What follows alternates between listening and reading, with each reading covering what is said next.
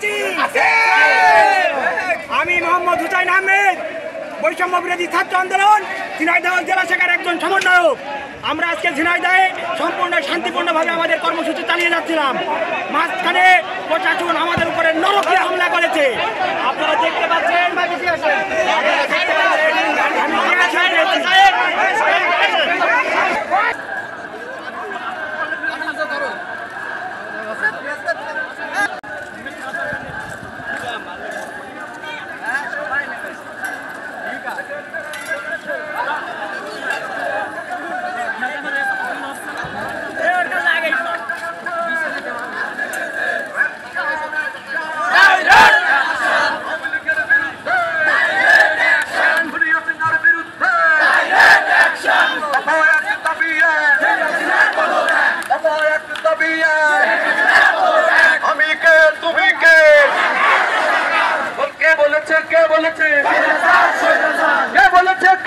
আমার ভাইয়ের রক্ত মিঠা যেতে দেব না।